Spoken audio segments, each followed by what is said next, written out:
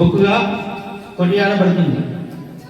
మన బాధ్యతలు కాదు, మన పుస్తకం పుట్టింది ఇక్కడ. మీకు అవకాశం దొరికింది. ఈ అవకాశాన్ని మీరు అందరూ సద్వినియోగం చేసుకోండి. ప్రతి ఒక్కరు కూడా గీతాశ్లోకాలు చదవండి. దీని ద్వారా తప్పకుండా మీకు సబ్జెక్టు కూడా అర్థం, అన్ని సబ్జెక్టులు అర్థమైపోతాయి. దీని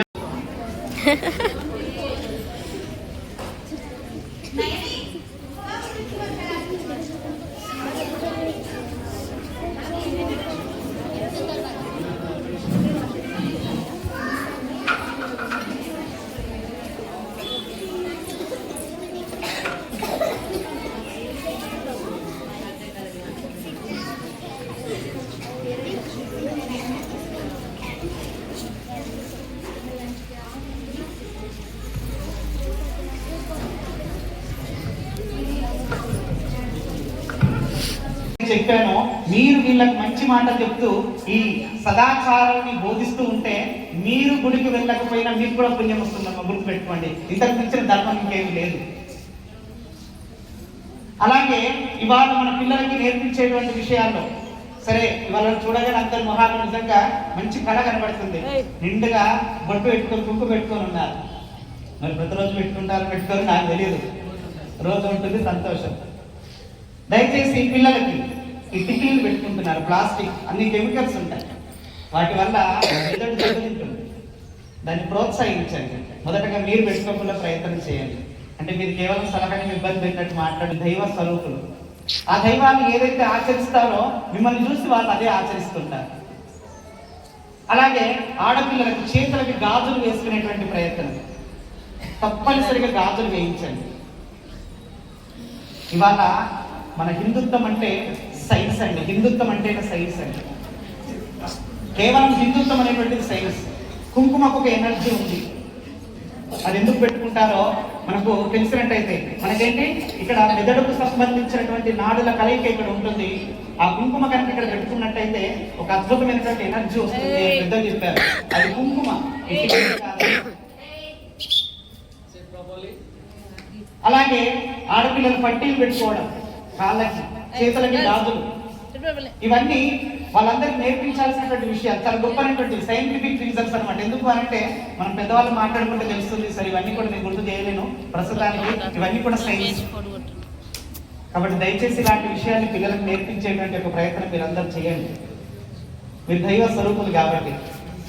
అలాగే పేరెంట్స్ వచ్చినప్పుడు కూడా ఈ విషయాన్ని వాళ్ళకి తెలియజేయాలండి.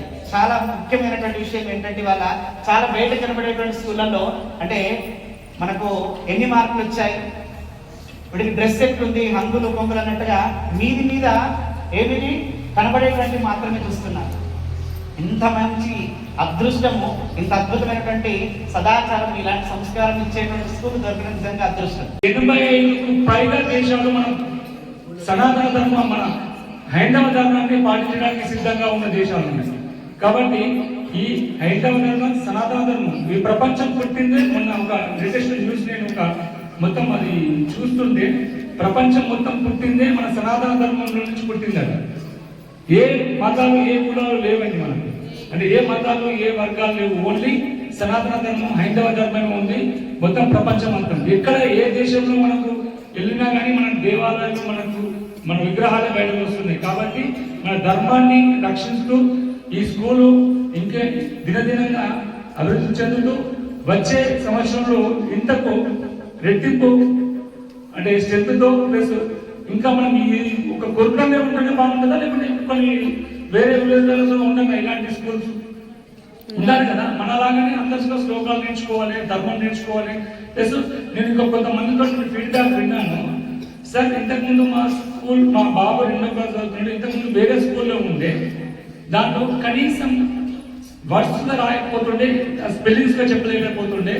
అదే లోకల్ స్కూల్లో వేసిన తర్వాత ఏమైందంటే దానికి రెండింతలుగా అన్ని రకాల వర్డ్స్ రాస్తున్నాడు, ఇంగ్లీష్ అన్ని లెటర్స్ రాస్తున్నాడు, చెప్తున్నాడు అని చెప్పి హ్యాపీగా ఫీల్ అయింది. అంటే ఎప్పుడైతే శ్లోకాలు చదువుతామో మనకు మన జ్ఞాపకశక్తి పెరుగుతుంది. కాబట్టి మీకు అన్ని రంగాల్లో మీరు అభివృద్ధి చెందడానికి, అన్ని జ్ఞాపకం ఉంటే మనం అన్ని రకాల ఎగ్జామ్స్లో పాస్ అవడానికి ముందుకెళ్తాము. ఇంత మంచి అవకాశం ఇచ్చిన మా మిత్రుడైన గట్ల ప్రకాష్ గారికి అండ్ గట్ల లక్ష్మీ మేడం గారికి ధన్యవాదాలు చెప్తూ, ఇక్కడ వచ్చిన ఈ స్వామీజీలో ఇక్కడ ఉన్న వీళ్ళందరి దగ్గర తోటి నేను చేరుకుంటున్నాను. అంటే ఈ విధంగా మనం భాష మాట్లాడుతున్నాం. భాష మాట్లాడేటప్పుడు మనం గౌరవించాలి. మనం ఎట్లా భాష మాట్లాడాలి, ఫ్లూయెంట్గా భాష మాట్లాడాలి. మరి ఆ భాష మనకి ఎట్లా వస్తుందంటే మన మాతృభాష అయిన తెలుగు నుంచి, సంస్కృతం నుంచి వస్తుంది. ప్రతి మనిషి లోపల దైవాన్ని చూడాలి. మనం ప్రతి మనిషిలో నీలో దైవం చూడాలి, నాలో దైవం చూడాలి. నీకు నీ వ్యక్తి శత్రువు కాదు. మరి నీకు శత్రువు ఎవరు? నీ ఎదురుగా ఉండేవాడు శత్రువు కాదు, నీ శత్రువు నీవే అని చెప్తుంది భగవద్గీత. నీ శత్రువు నీవే. ఎవ్రీ మార్నింగ్ క్లాస్ ఉంటుంది, 8:30కు స్కూల్కు ప్రేయర్ అవుతుంది. పొద్దున ఒక శత్రువు చెప్తుంది, నువ్వు లేవకు చలి పెడుతుంది, మంచిగా దుప్పటి కప్పుకోవాలంటుంది. ఇంకొక మిత్రువు ఏం చెప్తున్నాడు? మిత్రువు ఈరోజు స్కూల్ ఉంది, మీరు వెళ్ళిపోవాలి లేకపోతే టీచర్ కొడుతుంటారు అని చెప్పేసి ఇంకొక మిత్రువు చెప్తుంటాడు. మరి అప్పుడు నువ్వు శత్రువు మాట వింటావా, మిత్రువు మాట వింటావా? మిత్రువు మాట వినాలి. మరి ఆ మిత్రువు మాట వింటే నువ్వు ఇక్కడికి వస్తావు. అంటే నీకు శత్రువు ఎవరు? నువ్వే. నీ ముందు వ్యక్తి కాదు. నువ్వు వేరే వాళ్ళని ఆపాదించడానికి లేదు. నీకు చదువు రాకపోతే నీ గురువు కారణం కాదు, నువ్వే కారణము. నీకు అన్నం ఆకలితే అన్నం అడగడానికి నువ్వే అవకాశం ఇవ్వాలి, వేరే వాళ్ళు ఇవ్వలేదు కదా. కాబట్టి భగవద్గీత చివరిగా మనకి ఏం చెప్తుందంటే నీలో నువ్వే శత్రువు, నీలో నువ్వే మిత్రువు. నీ మిత్రుడిని కలిసి ద్వారా నువ్వు గొప్ప వ్యక్తిగా కావాలి అని భగవద్గీత చెప్తుంది.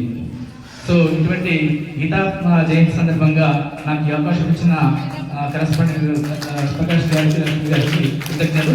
అందరికీ గురువు గారు కూడా పాదాభివందనములు. 7th class and 8th class stand up and just come here. Sir will distribute some of the books and the new